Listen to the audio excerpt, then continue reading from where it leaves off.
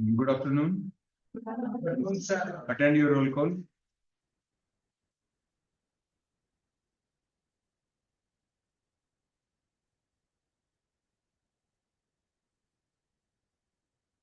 Tanisha,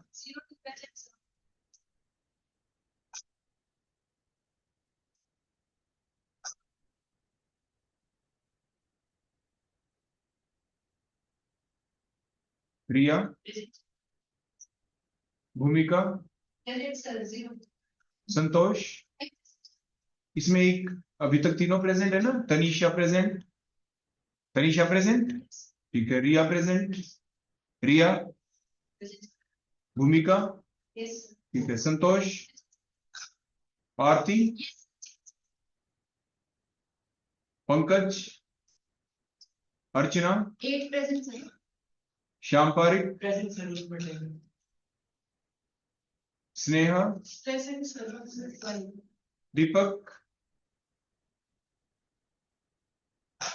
दीपक absent, अनुदया, रक्षिता, मुस्कान, राशि, संजना, रेणुका, कृतिका, रीतिका, रीतिका है ना बेटा? अच्छा, के भी बोलते हो आप, ठीक है। कृतिका, प्राची सैनी, प्रिया, साक्षी, प्रिया, मोनी, विनय, पलक, आशिता, रितेश, जानवी, जतिन, ट्विंकल, नीति, योगिता, सपना, महक, दीपेश, विशाल, दिशा पावड़िया, कोमल, सागर, काजल, निधि, कृष, मनीषा, पारुल, अमन, अलीशा, दिशा, तमन्ना, अंजू, मोहसिन, अदिति सुहाग, हेमलता, राधिका, निधि, प्रीति, विजय, अमन, जतिन दैया, परवेश, कोमल। होगी बेटा सभी के attendance?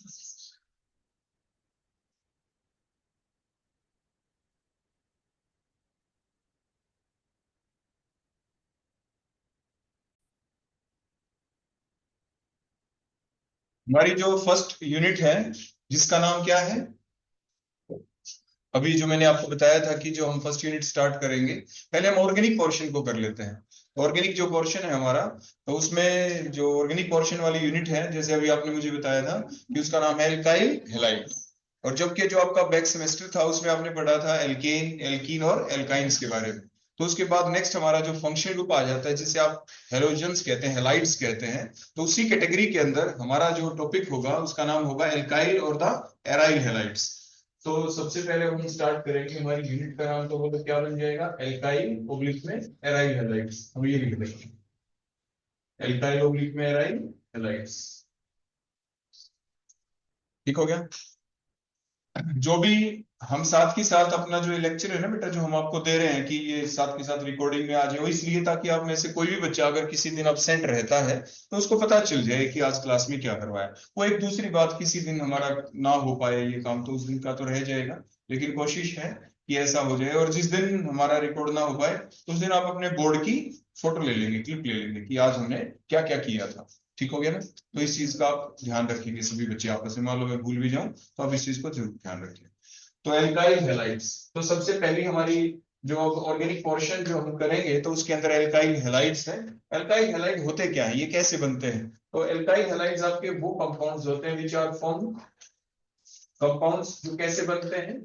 Which are formed by the replacement, which are formed by the, किस चीज को हम रिप्लेस कर देंगे? एच एटम को ही करेंगे हम replace. which are formed by the replacement of H atom, formed by the replacement of H atom of, बोलो किसके अंदर से हटा दें?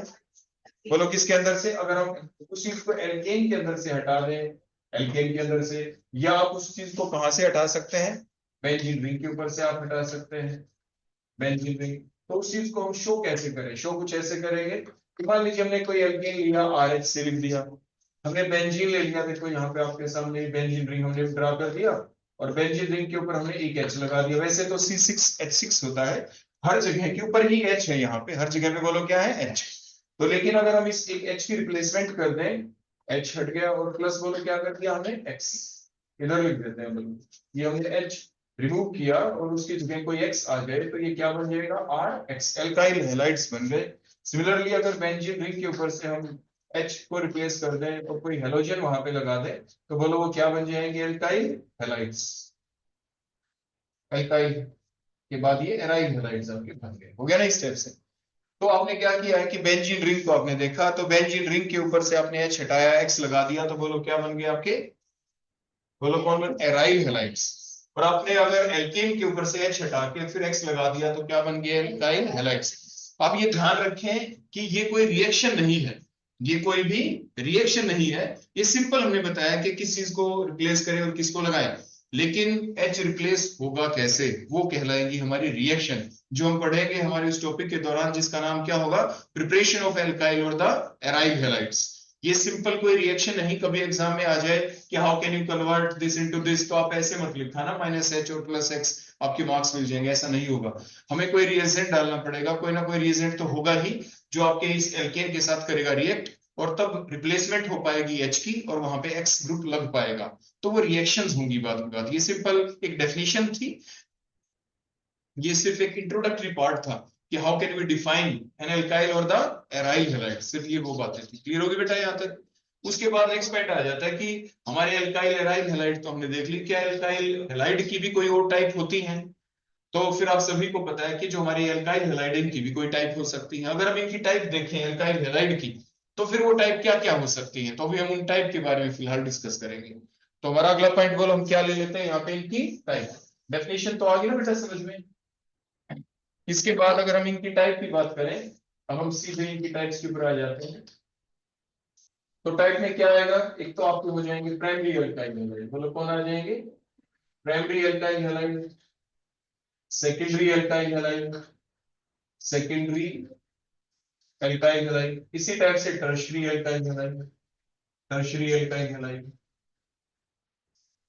आपको जब तक ये ना पता होगा कि primary secondary tertiary alkyl halide है क्या, इनके बेसिस के ऊपर जो आगे रिएक्शन आएंगी कि वो भी डिफरेंट टाइप की जो रिएक्शन होती है, आप उसको डिफरेंशिएट नहीं कर पाएंगे। तो इनकी स्ट्रक्चर का को समझना बहुत जरूरी है। तो आखिर एल्काइल हैलाइड की डेफिनेशन के बाद प्राइमरी एल्काइल हैलाइड है क्या, तो हम कुछ इस टाइप से इनके बारे में लिख देते हैं कि द एल्काइल हैलाइड। देखो मैं पहले आपके सामने डायग्राम ड्रा कर दूं। आप जानते हैं कार्बन है ना 4 बॉन्ड बनाता है। Carbon is a tetravalent element, tetravalent होती है, इसकी वैलेंसी 4 होती है, क्योंकि ये 4 बॉन्ड बना सकता है। 4 बॉन्ड क्यों बना सकता है? क्योंकि इसकी वैलेंस शेल के अंदर, वैलेंस शेल के अंदर 4 अनपेयर्ड इलेक्ट्रॉन होते हैं। अब अगर आप इसकी कॉन्फिगरेशन भी देखो, लिख के देखें कार्बन 6, तो ग्राउंड स्टेट में तो देखो 1s2 2s2 2p ऐसा आपने पढ़ा है, ये इसकी वैलेंस शेल हो गई। और अगर आप इसके डायग्राम फर्दर देखें, एस में देखो 2 इलेक्ट्रॉन थे ना, यहाँ पे 2 इलेक्ट्रॉन थे, पी के अंदर भी देखो 2 इलेक्ट्रॉन है, 1 और 1 2। अब अगर हम एक इलेक्ट्रॉन को एक्साइट कर दें तो उसकी एक्साइटेड स्टेट कहलाती है, और पॉसिबल भी है because there is an vacant 2p orbital. So due to the presence of that vacant 2p orbital, one of the 2s electron can be excited into the 2p because there is a very less energy gap in between 2s and the 2p. 2s और 2p के बीच energy का difference बहुत कम है, इसीलिए एक 2s का electron बड़ी आराम से 2p के अंदर जा सकता है और वहां पे चला जाएगा। तो अब आपको जो वैलेंस शेल है कार्बन की, उसमें 4 अनपेयर्ड इलेक्ट्रॉन आपको दिखाई देंगे, और जिसकी वजह से हम कह पाएंगे कि वैलेंसी जो है कार्बन की वो कितनी है? 4। इसलिए हम इसको बोल देते हैं carbon is a tetravalent element. Clear हो गई इतनी बातें? क्योंकि ये टेट्रावेलेंट है, इसलिए आपने देखा इन डायग्राम के अंदर मैंने एक सी लिख के, कार्बन लिख के उसकी 4 बॉन्ड दिखा दिए। आपके दिमाग में ये आया होगा कि सर 4 बॉन्ड आपने अलग अलग क्यों दिखा दिए? क्योंकि बात अभी हम फिलहाल कर रहे हैं एल्केन से रिलेटेड बातें। एल्केन वो होता है जिसमें एल मतलब नंबर ऑफ कार्बन एटम और इन का मतलब सिंगल बॉन्ड। तो कार्बन हमने एक ही ले लिया यहाँ पे, और भी हो सकते हैं आगे। तो हमने एक कार्बन लिया और कार्बन लिया और एन का मतलब सिंगल बॉन्ड, इसलिए हमने सिर्फ सिंगल बॉन्ड दिखाए हैं। क्लियर हो गया ना इतना भी? तो फिर हमने क्या किया कि हम इस कार्बन के ऊपर एक एक्स ग्रुप लगा देंगे यहाँ पे, बोलो क्या लिख देंगे, एक्स, ताकि ये अल्काइल हैलाइड कहलाए अकॉर्डिंग टू द डेफिनेशन, जैसे मैंने आपको बताया था। तो फिर आपने क्या देखा, जो हमारे अल्काइल हैलाइड है इसमें कार्बन के ऊपर एक्स आ जाए तो अल्काइल हैलाइड बन गए, कार्बन के ऊपर एक्स अल्काइल हैलाइड। लेकिन ये कार्बन बेंजीन का नहीं होना चाहिए, क्योंकि अगर ये बेंजीन का कार्बन हो गया तो अपने एराइल हैलाइड्स कह देंगे, फिर वो एल्काइल हैलाइड नहीं होंगे। तो means that carbon should not be of benzene ring. तो अब आगे क्या कहें, द एल्काइल हैलाइड इन विच, वो एल्काइल हैलाइड जिसके अंदर क्या हो, एक आर ग्रुप प्रेजेंट हो। अगर देखो मैंने यहाँ पे एक आर ग्रुप लगा दिया, तो हम कैसे कहें, वो एल्काइल हैलाइड जिसमें वो कार्बन जिसके ऊपर एक्स प्रेजेंट है, उसी कार्बन के ऊपर एक आर ग्रुप होना चाहिए, एल्काइल ग्रुप एक होना चाहिए, एक एल्काइल ग्रुप। इस आर के अंदर कितने कार्बन उससे फर्क नहीं पड़ता, क्या पता ये CH3 हो, क्या पता ये C2H5 हो, क्या पता कोई और हो। लेकिन ये कार्बन इधर जो अटैच होगा, देखो डायरेक्ट, देखो मैं अटैच करके दिखाता हूँ। फॉर एग्जाम्पल मैंने CH3 लिख दिया, फॉर एग्जाम्पल मैं मान लीजिए इथाइल ग्रुप लिख देता हूँ, CH2 सिंगल बॉन्ड, बोलो मैंने क्या लिख दिया, देखो मैंने CH3 लिख दिया। अब इस कार्बन से तो ये एक ही कार्बन डायरेक्टली अटैच है ना, रेस में दो, रेस में आगे तीन, इतने भी हो, लेकिन अटैच तो बोलो कितना है, एक ही कार्बन से डायरेक्टली। ऐसे इधर भी एक कार्बन से अटैच, इधर भी एक कार्बन से अटैच। अगर तीनों जगह कार्बन हो जाएंगे तो टर्शरी हो जाएगा, दो ही जगह कार्बन हो जाएंगे तो सेकेंडरी हो जाएगा।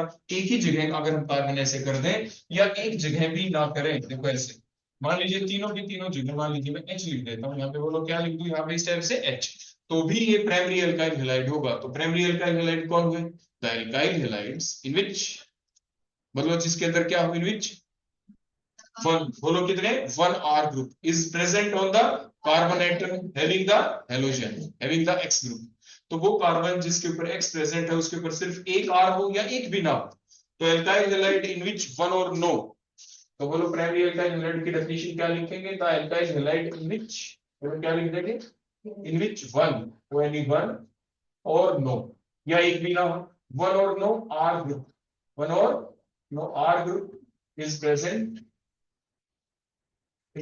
on the carbon atom having X group, having बोलो क्या हो, X group हो, जिसके ऊपर X group।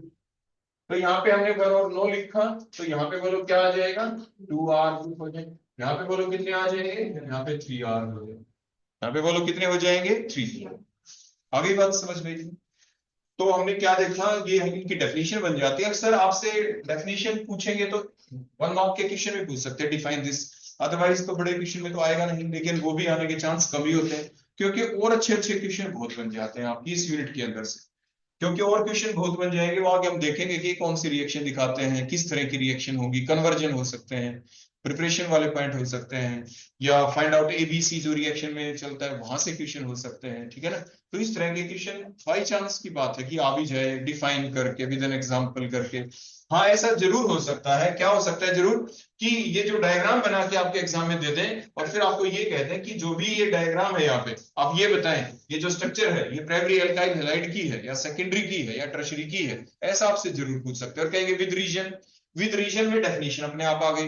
मान लीजिए ये डायग्राम, देखो मैंने यहाँ पे H लिख दिया, इस तरह देखो H लिख दिया, और मैंने आपसे ये पूछा ये जो भी है कंपाउंड, और ऐसे स्ट्रक्चर भी खोल के नहीं लिखेंगे, फार्मूला लिख देंगे, बोलो इसको इकट्ठा मान लीजिए मैं यहाँ पे ऐसे CH3 ही रहने दो इसको, और ये डायग्राम आपके सामने हो, तो आप इसको बोलो क्या लिखेंगे, व्हाट इज दिस, ये है C3CH2 और बोलो क्या है Cl, है ना। ऐसे ही देखो CH3 और ये CH2 हो गया और ये X हो गया, देखो मान लीजिए मैंने X लिख दिया यहाँ पे, यही था ना ये, एग्जाम में तो ऐसे लिखना मिलेगा। और बताओ ये प्राइमरी अल्काइल हैलाइड है, सेकेंडरी टर्शरी, तो आपको दिख रहा है वो कार्बन जिसके ऊपर एक्स है उसी कार्बन के ऊपर एक आर ग्रुप है अटैच, तो इसलिए ये प्राइमरी है। तो हमें ये डेफिनेशन वाली बात वहां पे लिखनी पड़ेगी, answer is primary alkyl halide because, आगे जो डेफिनेशन वाला पार्ट था आप उसमें लिख देंगे।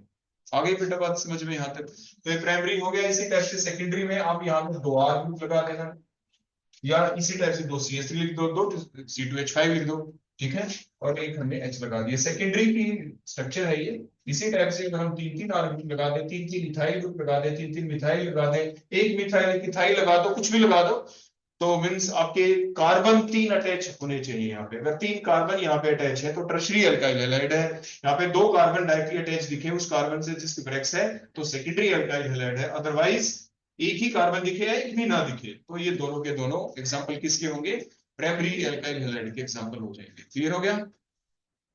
अब ये primary secondary tertiary alkyl halide जो अब आपने यहाँ पे देख लिए कि कैसे होते हैं, उससे रिलेटेड क्वेश्चन कैसे होते हैं वो आपने देख लिया।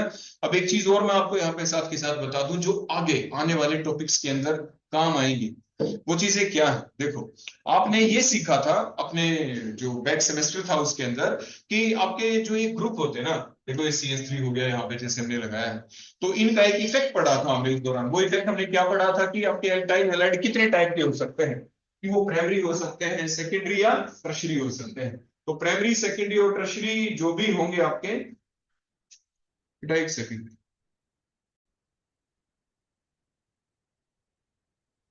हाँ तो मैं क्या था हमारा पॉइंट, क्या चला हुआ था?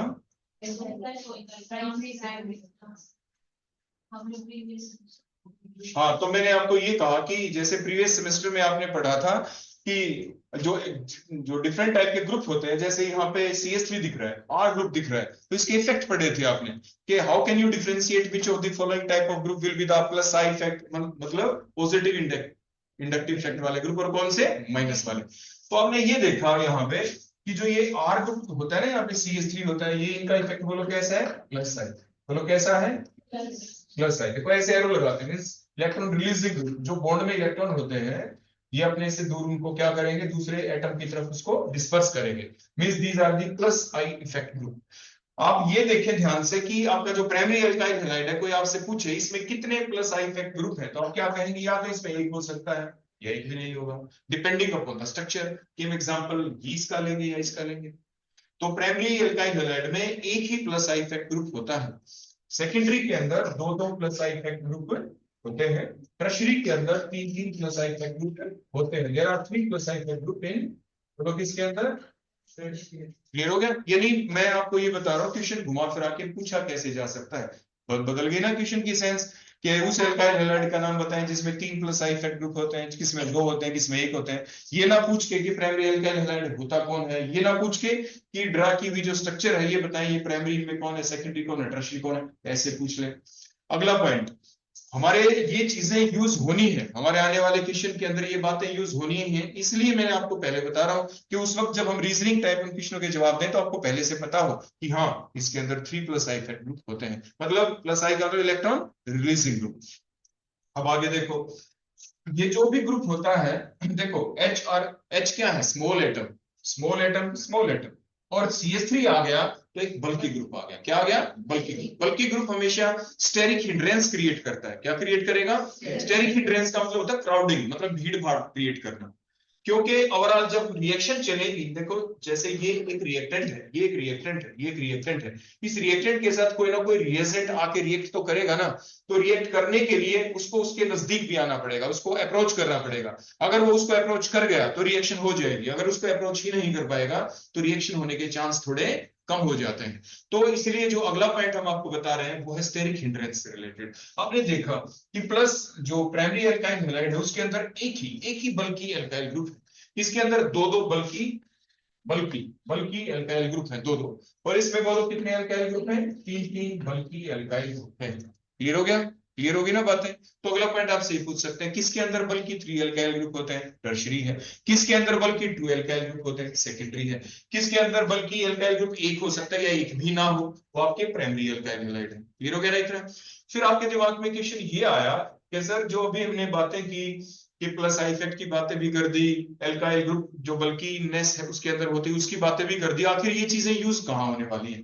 तो ये यूज होने वाली है, जो हमारा इसके साथ अगला टॉपिक मेन बनता है वो ये बनता है कि जो भी ये कंपाउंड जो हमने लिए, जो हमारी यूनिट का नाम है एल्काइल और डायराइल हैलाइड, आखिर ये रिएक्शन किस टाइप की दिखाएंगे। तो रिएक्शन जो आपने पढ़ा था कि जो अटैकिंग स्पीसी होती है, देखो आपने क्या क्या देखा, अटैकिंग स्पीसी बोलो कौन हो सकती है। देखो मान लीजिए मैं HCl लिख दूं, आप ध्यान देना, मान लीजिए मैं KCl लिख दूं, वैसे लिख के दिखा रहा हूं, ये जरूरी नहीं कि हमारे यहाँ पे यूज होने वाले हैं, हो ना हो। लेकिन मान लीजिए H पॉजिटिव होता है, Cl नेगेटिव होता है, K पॉजिटिव होता है, Cl नेगेटिव होता है। ऐसे मान लीजिए मैं वाटर लिख दूं, वाटर के अंदर H पॉजिटिव होता है, OH नेगेटिव होता है। मान लीजिए मैं KOH लिख दूं, K पॉजिटिव होता है, OH नेगेटिव होता है। कुछ बात समझ पाए मेरी? इसके अंदर आपके एक पॉजिटिव पार्ट है और दूसरा क्या है? नेगेटिव पार्ट है। तो जो पॉजिटिव पार्ट होता है आप उसे इलेक्ट्रोफाइल कहते हैं, आपने पिछले सेमेस्टर में पढ़ा, और जो नेगेटिव पार्ट होता है उसे न्यूक्लियोफाइल कहते हैं। मान लीजिए अगर ये रिएजेंट है, अगर ये क्या है रिएजेंट, अगर ये रिएजेंट है तो इसके अंदर दो पार्ट होंगे, दो पार्ट में से एक आपका पॉजिटिव पार्ट होगा और दूसरा नेगेटिव पार्ट होगा। पॉजिटिव पार्ट को आप इलेक्ट्रोफाइल कहते हैं। इलेक्ट्रोफाइल मतलब इलेक्ट्रॉन, फाइल का मतलब अट्रैक्शन दिखाने वाला उसके प्रति। तो क्योंकि इनके खुद के ऊपर पॉजिटिव पार्ट है तो ये इलेक्ट्रोफाइल मतलब इलेक्ट्रॉन के प्रति अट्रैक्शन दिखाएंगे, मतलब नेगेटिव चार्ज के प्रति अट्रैक्शन दिखाएंगे। वो आपको दिख भी रहा है, H पॉजिटिव के साथ Cl नेगेटिव है। लेकिन जब ये आप सॉल्यूशन में डालेंगे ये दोनों आयनाइज हो जाएंगे अलग अलग। तो देखो हर चीज यूनिवर्स में क्या होना चाहती है, स्टेबल। तो ये जो HCl है ये HCl की फॉर्म में रहे या जब आयनाइज हो जाए ये दूसरी जगह जाके अटैच हो, डिपेंड करता है कि वहां पे जाने के बाद इनको स्टेबिलिटी ज्यादा मिलेगी या कम। Everything in the universe want to get stabilize, ये बेसिक फंडा होता है, इसको हमें ध्यान में रखना ही पड़ता है, अदरवाइज रिएक्शन आगे चलेगी ही नहीं। समझ में आ गई ना बात। और जो एनर्जी फैक्टर तो होता ही है, एनर्जी डिक्रीज होनी चाहिए, है ना, बढ़नी नहीं चाहिए। लेकिन उसके साथ और फैक्टर भी आ जाते हैं जो फिजिकल केमिस्ट्री में पढ़ते हैं।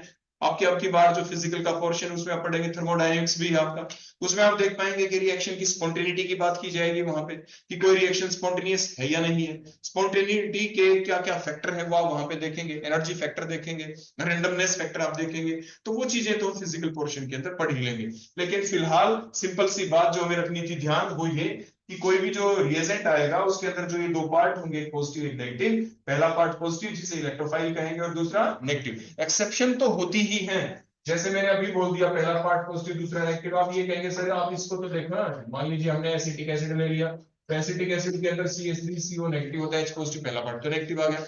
वो एक दूसरी बात कहने का मतलब आपको याद ये रखना है कि जो पॉजिटिव पार्ट होता है वो इलेक्ट्रोफाइल है और नेगेटिव पार्ट आपका न्यूक्लियोफाइल है। बात आपको ये रखनी है ध्यान, ठीक हो गया।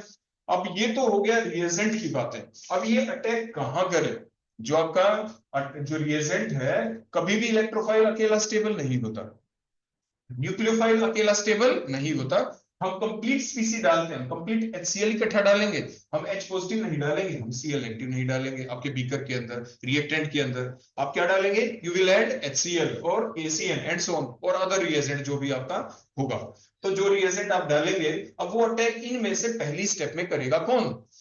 देखो जब दो चीजें होगी ना, H पॉजिटिव Cl नेगेटिव हो गया, अब H पॉजिटिव भी पहले जाके, मान लीजिए ये कोई रिएक्टेंट है, ये कोई रिएक्टेंट है, इस रिएक्टेंट के ऊपर कौन जाके अटैक करे, पहले H पॉजिटिव करे अटैक या Cl नेगेटिव करे, ये भी तो इशू है ना। पहले करेगा कौन अटैक, अगर पहले अटैक कर दे पॉजिटिव पार्ट मतलब इलेक्ट्रोफाइल, रिएक्शन कहलाती है इलेक्ट्रोफिलिक रिएक्शन। अगर पहले जाके अटैक कर दे न्यूक्लियोफाइल तो रिएक्शन कहलाती है न्यूक्लियोफिलिक रिएक्शन। कुछ आगे मेरी बात समझ में। जब भी हम ये नाम रखते हैं कि उस रिएक्शन को हम इलेक्ट्रोफिलिक कहें न्यूक्लियोफिलिक कहें, वो डिपेंड करता है कि जो रिएक्शन की जो पहली स्टेप होगी जब चलेगी तो उसमें पहले अटैक किया किसने। अटैक तो दोनों का होना है, यूज तो दोनों ने। दूसरा हो सकता है उनमें से एक मेन रिएजेंट पे अटैक कर दे और उस मेन रिएक्टेंट में से कोई स्पीसी निकल गई बाहर, उस निकलने वाली स्पीसी के साथ जो रिमेनिंग पार्ट है रिएजेंट का वो जाके अटैच हो जाए। ओवरऑल कंजम्पशन तो सभी की होनी है, न्यूट्रलाइजेशन प्रोसेस तो होनी है लास्ट में जाके। कोई चार्ज बैलेंस नहीं रहेगा कि नेट चार्ज भी कुछ बच गया, ऐसा नहीं होने वाला। आ गई तेरी बात समझ में। तो हुआ क्या, अब हम देखना चाहते हैं हमारे इन कंपाउंडों की तरफ, जो हमारे चैप्टर का नाम है ये एल्काइल हैलाइड है, प्राइमरी हो सेकेंडरी हो टर्शरी हो कोई भी हो, इसके अंदर हमें ढूंढना होता है सबसे पहले सेंट्रल एटम, रिएक्टिव पार्ट देखना है। फिर उसके बाद सेंट्रल एटम तो आपको दिख गया, देखो कार्बन 4 बॉन्ड बनाता है, 4 बॉन्ड बनाता है, हेलोजन एक ही बना रखा है, तो ज्यादा बॉन्ड किसने बनाए, कार्बन ने, तो सेंट्रल एटम बन गया। अब ये देखना है कि जो सेंट्रल एटम आप कहेंगे सर सेंट्रल एटम तो देखो इधर भी है, ये कार्बन है, आगे CH3 है यहाँ पे, तो ये भी तो कार्बन है। लेकिन हमें ये देखना है कि उन इनमें से वो कौन सा कार्बन जिसके पास कोई आपका फंक्शनल ग्रुप अटैच हो, मतलब कोई रिएक्टिव साइट क्रिएट हो जाती है। रिएक्टिव साइट का मतलब क्या होता है, एक ऐसा पोर्शन जहां पे दो एटम ऐसे हो जिनके बीच में बॉन्ड कुछ ऐसे बना हुआ है, उसके पास सेपरेशन ऑफ चार्ज भी हो गया। क्या हो गया, सेपरेशन ऑफ चार्ज हो गया। जैसे यहाँ पे आप इसमें देखें, टर्शरी वाले में देख लो, चाहे आप कार्बन हेलोजन में से which is more electronegative, halogens are more electronegative. आप जानते भी हैं फ्लोरीन मोस्ट इलेक्ट्रोनेगेटिव एलिमेंट है पूरी की पूरी पीरियोडिक टेबल के अंदर, ठीक हो गया। तो फिर मतलब हमने क्या किया, कार्बन हेलोजन में इलेक्ट्रॉन किसकी तरफ डिस्पर्स हो जाएंगे, सिग्मा बॉन्ड के electron, this sigma bond electron get disperse slightly more towards the halogen atom due to more electronegativity of halogen than carbon. Due to that, the halogen atom acquires slight negative charge, and that central atom here acquires the slight positive charge. ऐसा आप चाहे primary alkyl halide हो चाहे secondary alkyl halide हो, है ना, आप सभी के अंदर बिल्कुल इसी टाइप से लिख देंगे। जब आपने ऐसा किया फिर आपने देखा कि सेंट्रल एटम के ऊपर कैसा चार्ज डेवलप हो गया, तो आपने क्या देखा, सेंट्रल एटम पे कैसा चार्ज डेवलप हो गया है, slight positive, slight positive charge. Attack किस पे होगा, सेंट्रल एटम के ऊपर, यहाँ पे अटैक होगा। और सेंट्रल एटम के ऊपर क्योंकि स्लाइट पॉजिटिव चार्ज है, so due to the presence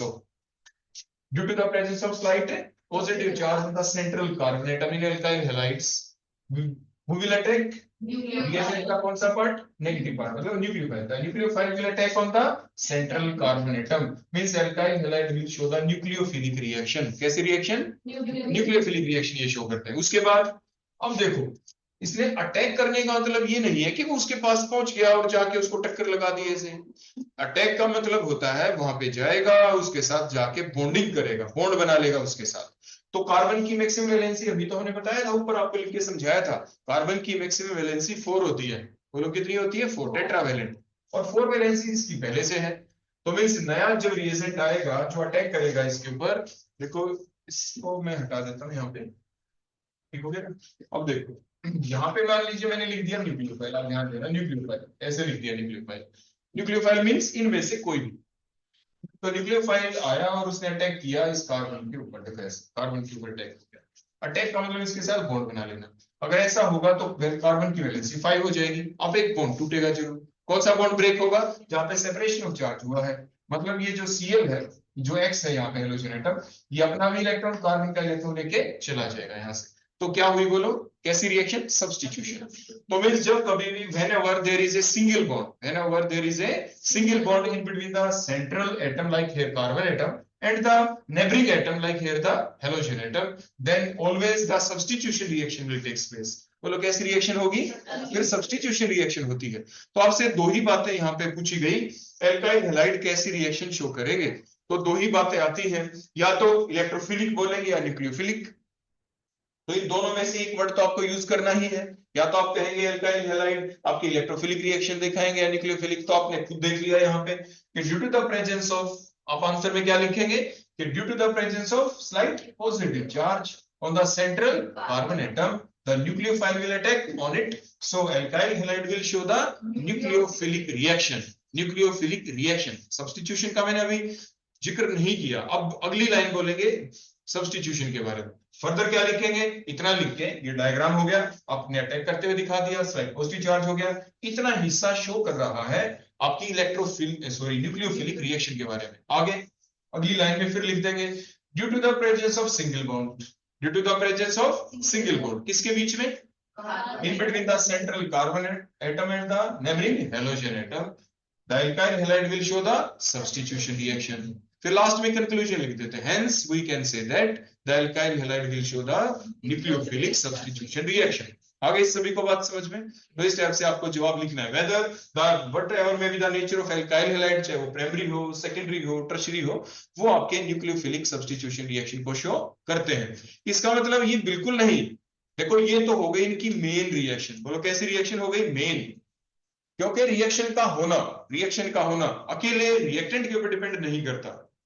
मैं आपको फिर बता रहा हूं, रिएक्शन का होना अकेले रिएक्टेंट पे डिपेंड नहीं करता, वो इस बात पे भी डिपेंड करता है कि जो रिएजेंट आप बाहर से डाल रहे हैं आखिर वो है कौन। अगर वो रिएजेंट कौन है, इस टाइप का है जैसे मैंने अभी आपको बताया, तो उस वक्त तो आपने सीख लिया कि एल्काइल हैलाइड कौन सी रिएक्शन शो करेंगे, न्यूक्लियोफिलिक सब्स्टिट्यूशन रिएक्शन। लेकिन अगर रिएजेंट का नेचर हो जाए चेंज, प्लस साथ के साथ रिएक्टेंट कैसा है, रिएजेंट कैसा है, उसका नेचर कैसा है, रिएक्शन का नेचर भी बदल सकता है। फिर आप कहेंगे सर बदल सकता है तो कैसे, अब बताएं हमें। देखो अभी बताते हैं आपको, हम ये देखेंगे अब आगे। मान लीजिए मैंने आपके सामने एक रिएक्शन, देखो मैं यहाँ पे लिख देता हूँ, ध्यान से देखना। मैंने आपके सामने ले लिया यहाँ पे टर्शियरी एल्काइल हैलाइड, मान लीजिए मैं ले लेता हूँ टर्शियरी। देखो ये जो यहाँ पे दिख रहा था आपको, और मैंने क्या किया, इनके अंदर ये बेसिक रिएक्शन तो बेटा देखो आपने देख ली। देखो मैं इनके पहले ही शो कर दूं, न्यूक्लियोफाइल का अटैक हुआ, हैलोजन निकल जाएगा। तीनों में आप बिल्कुल ऐसे ही शो कर सकते हैं कि न्यूक्लियोफाइल अटैक करेगा सेंट्रल कार्बन एटम के ऊपर और हैलोजन यहाँ से निकल जाएगा। निकलेगा कैसे, बैक साइड अटैक होगा, किस हिसाब से होगा वो तो हम फर्दर टाइप देखेंगे न्यूक्लियोफिलिक सब्स्टिट्यूशन रिएक्शंस की। देखो अभी तक आपने सिर्फ क्या सीखा है, आपने ये सीखा है कि what type of reaction will be shown by the alkyl halide. आपने सीख लिया the alkyl halide which show the nucleophilic substitution reaction. अब न्यूक्लियोफिलिक सब्स्टिट्यूशन रिएक्शन की भी टाइप होती है, न्यूक्लियोफिलिक सब्स्टिट्यूशन रिएक्शन की भी क्या होती है, टाइप। अब हम उन टाइप को डिस्कस करेंगे, लेकिन हम उस न्यूक्लियोफिलिक सब्स्टिट्यूशन रिएक्शन की टाइप देखें उससे पहले हम ये और देख लें क्या एल्काइल हैलाइड इस न्यूक्लियोफिलिक सब्स्टिट्यूशन रिएक्शन के साथ साथ क्या कोई दूसरे टाइप की रिएक्शन भी ये शो कर सकते हैं। तो अगर वो कोई पॉसिबिलिटी है दूसरे टाइप की रिएक्शन दिखाने की, तो आखिर वो रिएक्शन है कौन सी, तो उसी का जिक्र मैं आपके सामने पहले कर रहा हूं। तो थोड़ा सा इंट्रोडक्शन उसका हम दे देंगे आपको, ताकि आपके दिमाग में वो चीज भी आ जाए, और फिर हम देखेंगे न्यूक्लियोफिलिक सब्स्टिट्यूशन रिएक्शंस की टाइप। ठीक हो गया बेटा।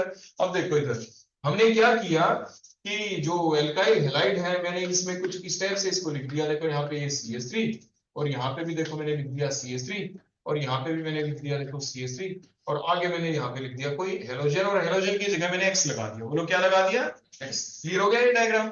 अब ये जो भी डायग्राम आपको यहाँ पे दिखाई दिया जिसमें कार्बन के ऊपर 3 जो R ग्रुप थे, 3R ग्रुप थे, उनकी जगह 3 मैंने क्या लगा दिए, CH3, और एक मैंने क्या लगा दिया यहाँ पे Cl।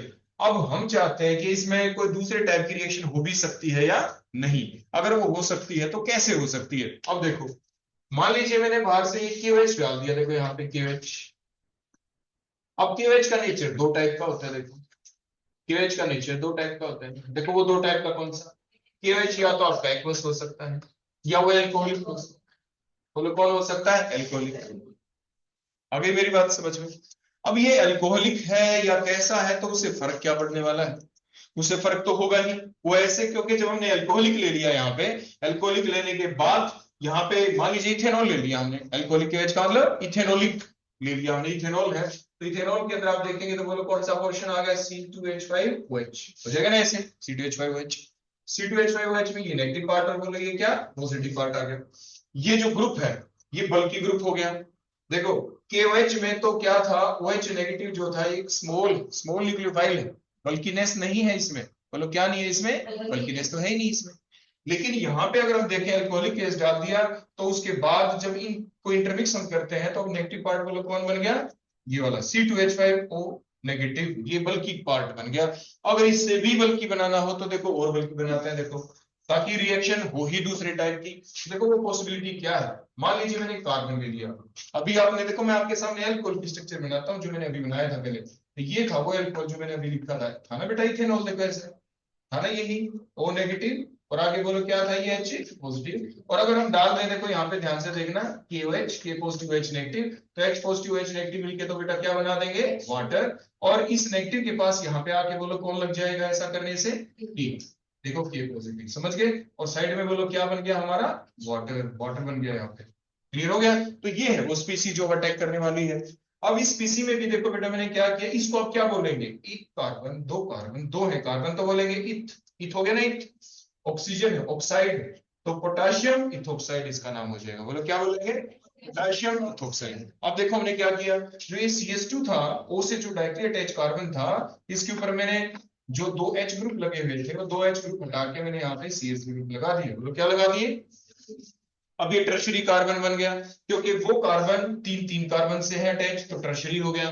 टोटल कार्बन इस कितने हो गए, 1 2 3, और एक बीच में भी है 4 हो गया। 4 को ब्यूट बोलते हैं तो ब्यूटोक्साइड हो गया, क्योंकि टर्शरी है तो टर्शरी ब्यूटोक्साइड हो गया। और पोटाशियम साथ है ही तो बोलेंगे क्या, पोटाशियम टर्शरी ब्यूटोक्साइड। और अब ये जो ग्रुप है देखो, ये जो नेगेटिव पार्ट है बोलो ये स्मॉल है, बल्कि हो गया बहुत ज्यादा, तो बल्कि हो गया।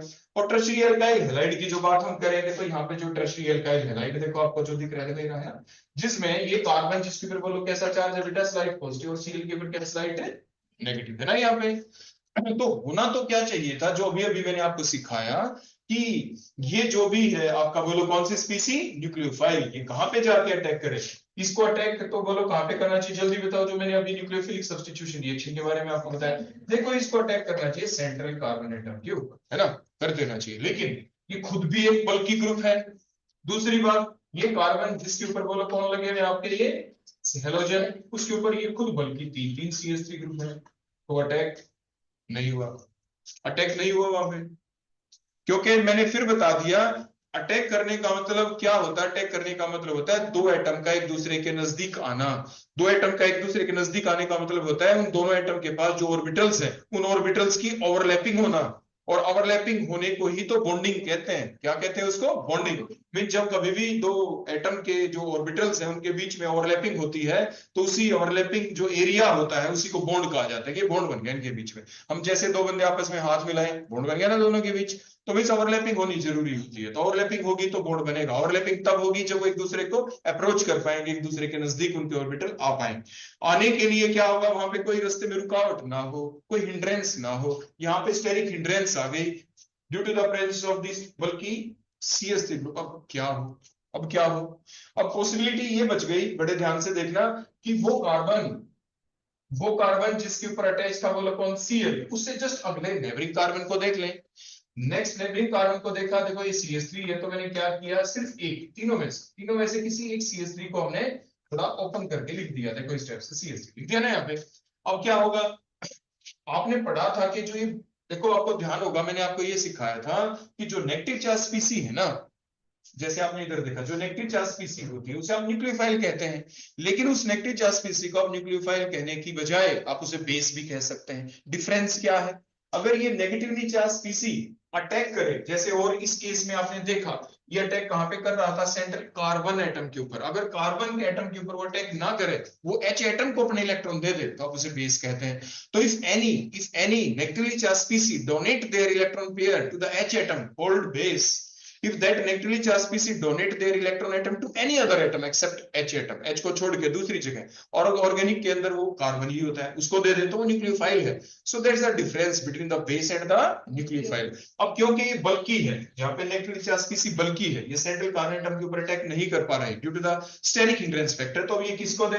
अब दूसरी पॉसिबिलिटी बन गई, उसका जो नेबरिंग कार्बन था, देखो इसे H को इलेक्ट्रॉन दे दिए, H को इलेक्ट्रॉन दिए, तो देखो अब बड़े ध्यान से समझना जो मैं कह रहा हूं, ये जो रिएक्शन तो चलेगी ही। Cl इलेक्ट्रोनेगेटिव है, मान लीजिए दोनों इलेक्ट्रॉन लेके ये जाना चाहता है, यहां से चला जाए, ऐसा होगा तो इस कार्बन की वैलेंसी देखो 1 2 3 रह जाएगी। कार्बन तो 4 बॉन्ड बनाता है, तो ये जो कार्बन 4 बॉन्ड बनाता है, इसने अपने नेबरिंग कार्बन एटम से एक्सपेक्टेशन रखी कि भाई ये मेरे साथ एक नया बॉन्ड बना ले। तो ये बॉन्ड बनाएगा तो कैसे? वो तभी बना सकता है, इस कार्बन के ऊपर तो 3H थे, जब ये किसी एक H के दोनों इलेक्ट्रॉन छीन ले और वो दोनों इलेक्ट्रॉन यहाँ पे क्या कर दे, इस दूसरे कार्बन के साथ, उसके ऑर्बिटल के साथ ओवरलैपिंग करवा ले, तब ये जाके इधर डबल बॉन्ड बन सकता है। तो ये कार्बन इस H से इलेक्ट्रॉन कब ले सकता है, कब आगे डोनेट कर सकता है? जब ये H अपने इलेक्ट्रॉन छोड़ दे। ये H अपने इलेक्ट्रॉन छोड़ेगा कब? जब इसको कोई इलेक्ट्रॉन दे दे। तो इलेक्ट्रॉन दिए किसने? इस बल्कि नेगेटिव चार्ज स्पीसी ने। इसीलिए हम इस बल्कि नेगेटिव चार्ज स्पीसी का नाम यहाँ पे न्यूक्लियोफाइल ना रख के बेस रखेंगे। क्या रखेंगे? बेस। कहने का अभिप्राय क्या था, आप समझ गए होंगे कि अगर हम एल्काइल हैलाइड के अंदर जो रिएजेंट डालते हैं उसका नेचर कैसा है। खुद एल्काइल हैलाइड का नेचर टर्शियरी एल्काइल हैलाइड था, और जो रिएजेंट डाला वो भी हमने बल्कि डाल दिया। क्या पता छोटा डाल देते तो क्या पता उस कार्बन के ऊपर वो अटैक ही कर पाता, लेकिन चांसेस फिर भी कम है उसके ड्यू टू दैट बल्कीनेस। अगर हम चाहते यही है कि न्यूक्लियोफिलिक सब्स्टिट्यूशन रिएक्शन चले ही ना टर्शियरी एल्काइल हैलाइड के अंदर, की बजाय दूसरी रिएक्शन चले, और वो दूसरी कौन सी जो मैंने आपको अभी बताया। और अब आप देखें यहाँ पे क्या हुआ, इस हमारे जो रिएक्टेंट के अंदर से एक तो H लॉस हो गया और एक क्या Cl लॉस हो गया ना। सिर्फ लॉस हुआ है, ऐड तो कुछ नहीं हुआ।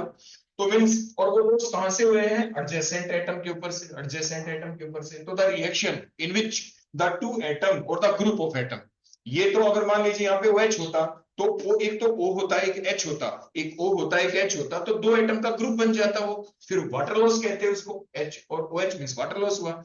लेकिन यहाँ पे तो Cl एक एटम है, H भी एक एटम है, तो लॉस ऑफ एटम्स हुए हैं। तो जरूरी नहीं कि लॉस ऑफ एटम हो, एटम और ग्रुप ऑफ एटम भी लॉस हो सकते हैं। जैसे OH होता तो ग्रुप ऑफ एटम होता। तो डेफिनेशन क्या बनती है आपकी एलिमिनेशन रिएक्शन की? मतलब बोलो कैसे लिखेंगे? The reaction in which two atoms और the group of atoms are lost इधर from the same carbon atom, एक कार्बन एटम के ऊपर से भी लॉस हो सकता है, अभी एग्जांपल दूंगा मैं आपको, और from the adjacent carbon atom, या एडजेसेंट के ऊपर से लॉस हो जाए, कॉल्ड एलिमिनेशन रिएक्शन। बोलो एलिमिनेशन रिएक्शन की क्या डेफिनेशन बनी? The reaction in which the two atom और the group of atom are lost इधर from the same carbon atom, same इसी के ऊपर से, और from the adjacent carbon atom, जैसे अभी यहां पे हो रहा है, कॉल्ड एलिमिनेशन रिएक्शन। और उसी बेसिस के ऊपर मान लीजिए, देखो मैं यहाँ पे लिखता हूँ बेटा, बड़े ध्यान से देखना, एग्जांपल आप आगे देख पाएंगे। एक आपका क्या बोलते हैं, रीमन रिएक्शन आपने कभी प्लस 2 में पढ़ी थी, तो उसके दौरान मान लीजिए कि हमने ले लिया क्लोरोफॉर्म, लेते थे हम वहां पे CHCl3,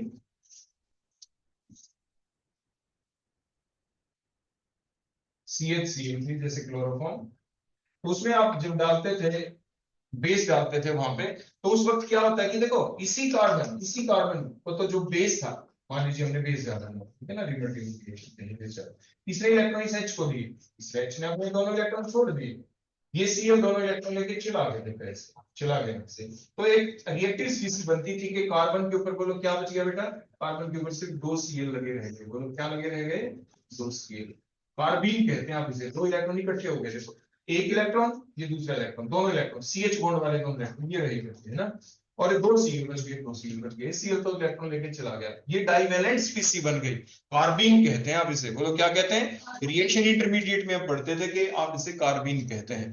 तो आपने यहाँ पे देखा ये भी एक एलिमिनेशन रिएक्शन है, इस रिएक्शन में हुआ क्या, the two atom are lost from the same carbon atom, आप इसे कहते हैं alpha elimination reaction. Elimination reaction की भी टाइप होती है कि जो दो एटम लॉस हुए हैं वो सेम कार्बन एटम से लॉस हुए हैं या एडजेसेंट से, ये एडजेसेंट का एग्जांपल हो गया, ये सेम का एग्जांपल हो गया, सेम वाले को कहेंगे अल्फा एलिमिनेशन रिएक्शन, एडजेसेंट वाले को पहले कार्बन को क्योंकि अल्फा, दूसरे को बीटा कहते हैं, इसलिए आप इसको अल्फा बीटा एलिमिनेशन कहेंगे या सिंपली बीटा एलिमिनेशन रिएक्शन, या एपेक नंबरिंग के बेसिस के ऊपर देखें, नंबरिंग करेंगे इसको नंबर 1 कहेंगे, और इसकी अगर आप नंबरिंग करें यहाँ पे अल्फा बीटा की बजाय नंबर 1, और इसको क्या कहेंगे नंबर 2, तो आप इसको कहेंगे 1 एलिमिनेशन रिएक्शन, और इसको कहेंगे 1,2 एलिमिनेशन रिएक्शन या सिंपली 2 एलिमिनेशन रिएक्शन, पता चल गया। तो आपकी ये एलिमिनेशन रिएक्शन भी आपने देखी कि जो आपके एल्काइल हैलाइड है, वो एल्काइल हैलाइड आपके मेन जो इनकी रिएक्शन है वो तो रहेगी ही कौन सी, न्यूक्लियोफिलिक सब्स्टिट्यूशन रिएक्शन, लेकिन साथ के साथ depending upon the nature of the reactant and the nature of the reagent, they can show the other type of reaction, and that reaction is the elimination reaction, and that elimination reaction either may be the alpha elimination reaction like during the Remultimer reaction जो आप आगे जाके पढ़ेंगे, इसका example बन जाएगा elimination reaction का ही, और वो फर्दर आपने देखा कि किस तरह से वहां पे जो रिएजेंट है बेस का काम करता है और कार्बेन रिएक्टिव स्पीसी बनती है, और ये जो कार्बेन यहाँ पे रिएक्टिव स्पीसी बनी ये खुद एक इलेक्ट्रोफाइल बन गई, बोलो क्या बन गई, और आप देखेंगे कि बेंजीन के अंदर ये जाके अटैक करता था, वहां पे आपने पढ़ा होगा, और वहां पे जब अटैक करता है बेंजीन के ऊपर तब जाके आपके जो प्रोडक्ट हमारे बनाने होते हैं, जो भी हमें रिएक्शन करनी होती है वो हम करते हैं, कि आपका जो फिनोल होता है वो फिनोल किस में कन्वर्ट करना होता है, सैलिसिलैल्डिहाइड के अंदर, तो आप रिवर्टिबल रिएक्शन ऐसे आप पढ़ते थे वहां पे जाके, और ये दूसरी सिंपल रिएक्शन जिसे आप बीटा एलिमिनेशन रिएक्शन कह रहे हैं। क्लियर हो गया बेटा, आगे यहां तक बातें समझ में, किसी भी बच्चे को अगर यहां तक कोई डाउट है तो देखो मैं आपकी तरफ इसका फेस घुमा दूंगा, किसी बच्चे को कोई डाउट तो मेरे से पूछे, किसी भी बच्चे को कोई भी डाउट है जो अभी आज हमने आपको पढ़ाया एल्काइल हैलाइड के बारे में, आप उसके अंदर से कुछ भी कोई भी डाउट मेरे से आप पूछ सकते हैं, डेफिनेशन से लेके और यहां तक। आज हमने अभी तक क्या देखा है, सिर्फ डेफिनेशन पार्ट, इंट्रोडक्टरी पार्ट देखा, और उसके बाद उनकी टाइप देखी हमने, और टाइप देखने के बाद ये देखा कि रिएक्शन कौन सी दिखाते हैं, और उन रिएक्शन के बारे में हमने देखा कि न्यूक्लियोफिलिक सब्स्टिट्यूशन रिएक्शन मेन थी, और उसके साथ साथ दूसरी एलिमिनेशन, वो भी दो टाइप की, अल्फा और बीटा, और अब न्यूक्लियोफिलिक सब्स्टिट्यूशन रिएक्शन फर्दर दो टाइप की हो सकती है, या तो वो SN1 होंगी या SN2, अब हम उसकी डिटेल देखेंगे कि SN1 रिएक्शन किस टाइप की होती है और SN2 कौन सी रिएक्शन होती है, तो लेकिन हम वो देखें उससे पहले आप मेरे से कोई भी डाउट हो तो पूछ लें। हाँ, एक चीज और बेटा मेरे को आपको बतानी थी, मेरे को मैसेज मिला था इंग्लिश डिपार्टमेंट के जो अपने HOD हैं प्रोफेसर सुरेंद्र सांगवान की, आपकी इंग्लिश की क्लास जो होती है वो आपके रूम नंबर 53 या 54 इधर होती है बेटा आपकी, और टाइम है 3 to 4, तो उन्होंने कहा था कि जो अपनी मैम से मिल लेना उधर, देखो बाहर उस एरिया में, देखो वहां पे मैडम देखो अभी भी बैठी है उधर, आप उनको ले जाना साथ, ठीक हो गया बेटा। ये बेटा सारा सब कुछ मिल चुका है, आप इनसे मिल लेना बेटा, ठीक है, आज आपकी क्लास लग जाएगी, आप चले जाएंगे, ओके। तो अब मेरे से फिलहाल वो तो दूसरी मैंने मेरे दिमाग में बात आ गई, मैंने आपको साझा कर दी, और लेकिन आप मेरे से कोई डाउट हो तो वो पूछे पहले, मैंने सारे टाइप के क्वेश्चन ही बोल दिए, फिर भी कोई आपके दिमाग में क्वेश्चन आया हो यहाँ तक, पूछ रहे हैं कुछ, तो आगे का देखो अगला जो पोर्शन हम करवाने वाले हैं आपको, जो टाइप है न्यूक्लियोफिलिक सब्स्टिट्यूशन रिएक्शन, उसमें हमारा कम से कम आधा घंटा जरूर लगेगा, तो अब मेरे को ये बता दो कि वो मैं आपको आज ही करा दूं या नेक्स्ट टाइम कराएं, आप बता दो, आपके ऊपर डिपेंड है, आधा घंटा हम जरूर लगाएंगे उसके ऊपर, आधे घंटे से पहले वो टॉपिक नहीं होगा, बोलो बेटा, चलो ठीक है बेटा, आज के लिए इतना ही, और नेक्स्ट टाइम पूरा जो हमारा चलेगा पॉइंट वो किसके ऊपर, इनकी टाइप के ऊपर, ठीक हो गया ना। इसकी टाइप देख लेंगे हम, और उससे रिलेटेड क्या क्या और क्वेश्चन बन सकते हैं वो हम देख लेंगे। ठीक है बेटा, आज की क्लास लेंगे। मैंने आपको ये बताया। अब वैसे तो मेरी जो आपकी क्लास होती है सिर्फ 2 ही दिन होती है, लास्ट के 2 डेज, लेकिन हमारे कुछ टीचर मैंने बताया ना सीसीएल के ऊपर जा चुके, इसलिए मैं आपकी डेली क्लास लूंगा। एक दिन नहीं ले पाऊंगा, वो भी आपकी वजह से, क्योंकि आपने कहा कि बुधवार को आपकी किसी दूसरे सब्जेक्ट की क्लास होती है, उस वक्त आप फ्री नहीं होते। अदरवाइज आपके पूरे 6 के 6 दिन सिर्फ बुधवार को छोड़ के मेरी क्लास 2 दिन, बचे हुए 3 दिन भी और मैं आपकी क्लास लूंगा, डेली लूंगा। ठीक हो गया ना। ऐसे मैंने सेकंड ईयर वाले बच्चों को बोला है मेरी 3 दिन क्लास होती है, लेकिन उनकी भी मैं 6 दिन लूंगा क्लास। उनको मैंने बोल दिया फाइनल ईयर की जैसे चलती है उनकी तो मैं लूंगा ही लगातार। ठीक है बेटा, और कुछ पूछना हो आप पूछ सकते हो। ओके बेटा, थैंक यू। अब आप जा सकते हो।